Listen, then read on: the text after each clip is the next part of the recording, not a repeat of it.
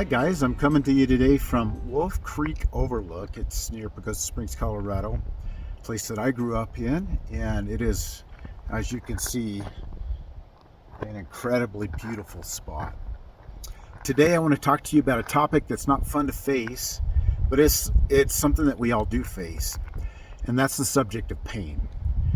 And I will talk about this in three parts because I want to lay out kind of what the purpose of pain is in part one, then look at a biblical case for pain, and then talk to you about a pain that family can cause, or maybe that you're a cause of in your own family.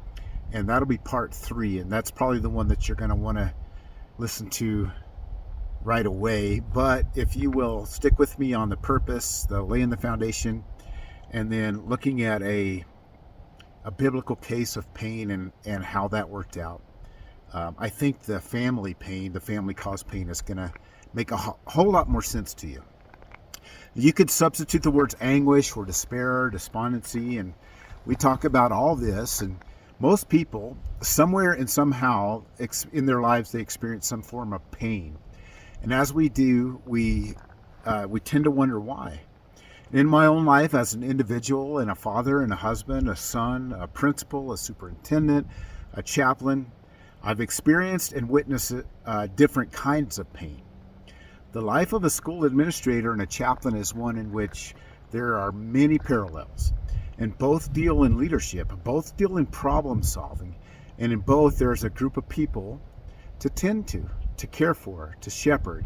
So both deal in serving others, and in both there are numerous problems to solve and face, and in both callings, I've mostly dealt in human pain. You might think that the main thing I did as a chaplain was preach, but that was only 20 minutes of my month. The remainder of the time was mostly spent dealing with people's pain.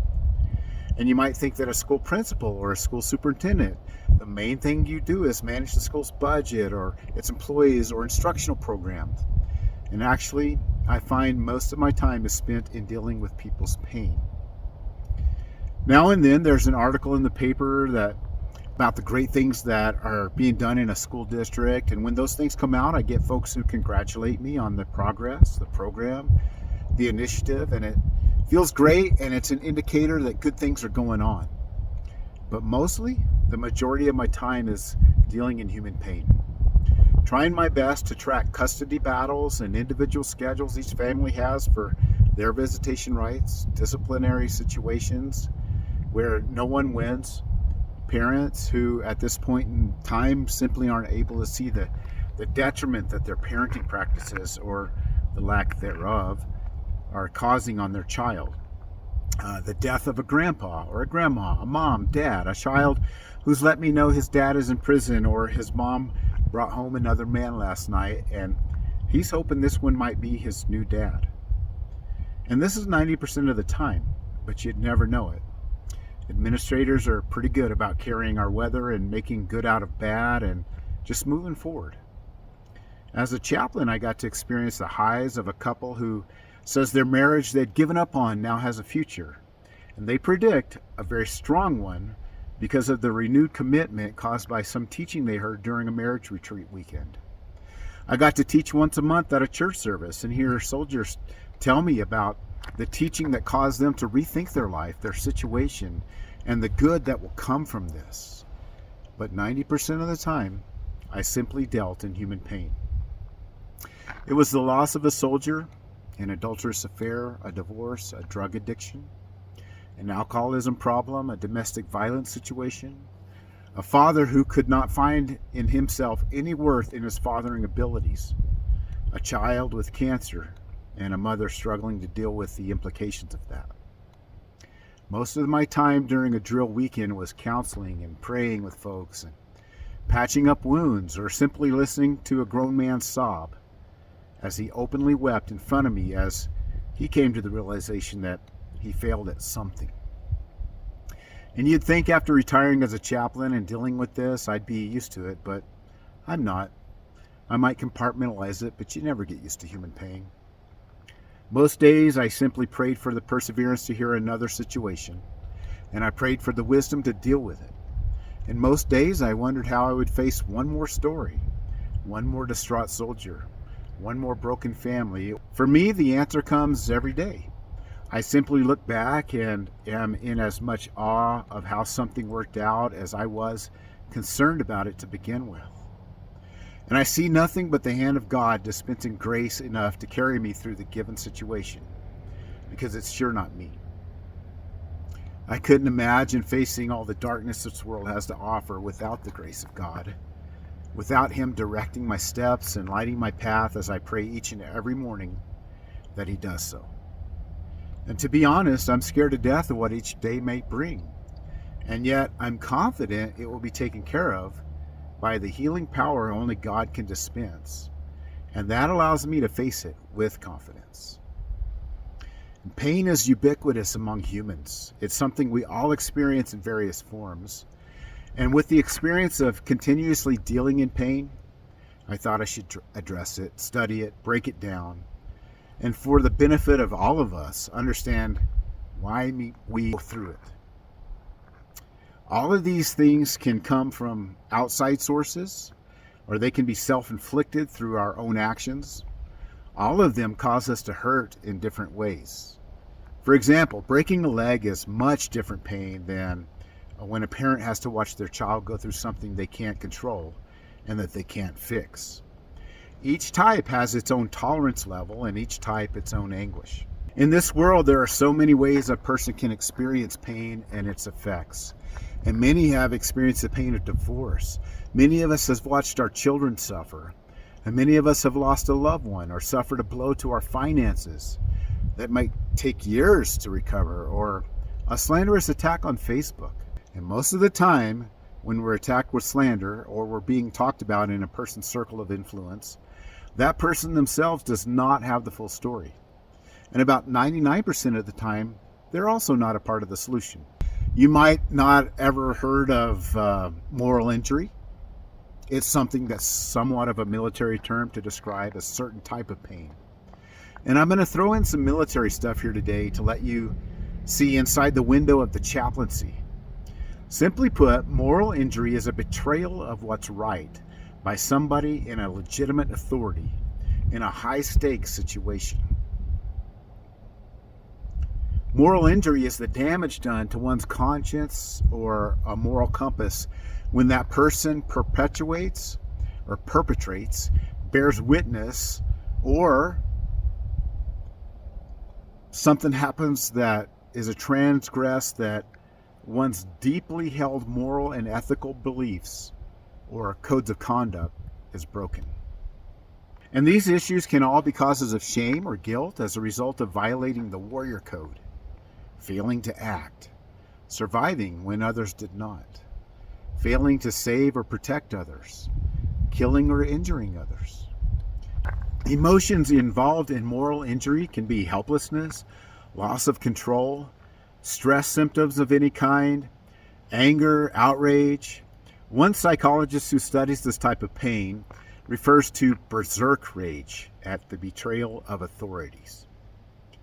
Guilt survivor's guilt, guilt at not deploying, competency guilt, failure, unable to save a friend or complete a mission, shame, comprehensive self-condemnation, isolating and self-loathing, or alienation, hiding inner self, feeling unworthy of love or fearing that others will judge, feeling divided within oneself. That's a hard feeling. Regret and remorse and urge to make amends, doubt, questioning God, questioning yourself and questioning others, grief, the inability to process massive losses, and that can present as anger actually as well, and despair. No way to become a decent self again, which often comes with depression. Now, pain does actually serve a purpose, okay?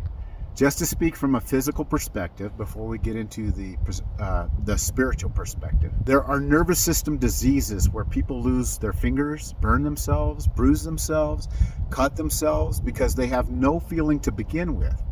So they don't know their hand is too close to the flame when doing something as simple as cooking. and so they burned themselves. If their nervous system worked appropriately, there would be an automatic response to the quick and sharp pain that one feels when getting cut or burned. And because of this, they escape worse injury. So there's certainly a metaphor here for spiritual pain.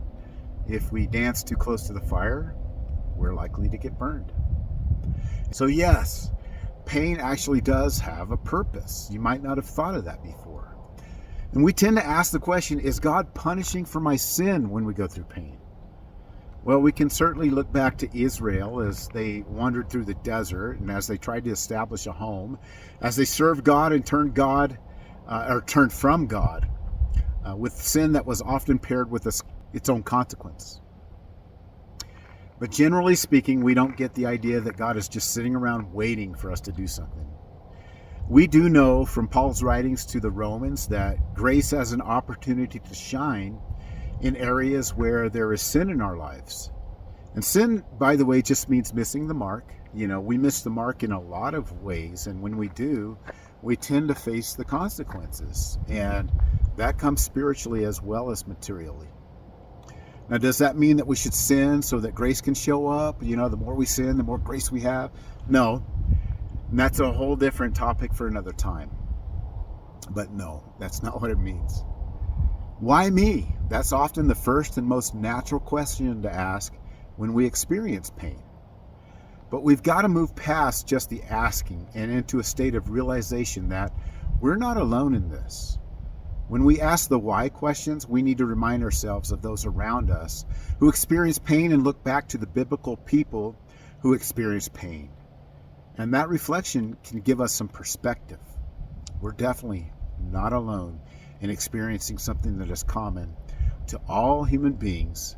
And some of us experience things that others don't, and some of us experience all the things that others do. We go all the way back to Genesis and read the story of Joseph. Look at what he went through, and look at the grace that was poured out on him as he endured and overcame, and eventually was placed second only to Pharaoh. Look at David. To study his life is to study a person who was an expert in self-inflicted pain. Yet we get the idea that God was to work out his plans using the boy shepherd and the man king, no matter what he had done. And he was a murderer. He was an adulterer, and God used him. Take a look at Job, and we're looking at a guy who also wondered why. He was given advice by friends. He was a man who lost everything, and after a time, he finally experienced restoration. We look at Jesus. He prayed 3 times that he wouldn't have to go through the Father's plan. But God's answer was, go through with it. So he became resolved to the fact that he would do this. He would be whipped, beaten, spit on, kicked, and finally hung on a cross, nails through his hands and his feet, and a spear that pierced his side. Okay, so there is purpose to pain, and we're going to stop there. That's the foundation we're starting with, right? There is a purpose to mental pain, to emotional pain, to physical pain, and to spiritual pain. And those are typically the 4 aspects of a human being's life, the things that make us up as a whole, unique person. I think if we can have that foundation that there's purpose, then we can go on to part 2 and 3, and it'll make more sense when we look at a specific person, the Apostle Paul next, and then go on to part 3 and look at the pain that family causes. And that one hurts a lot. So stick with me, and I'll see you in part 2.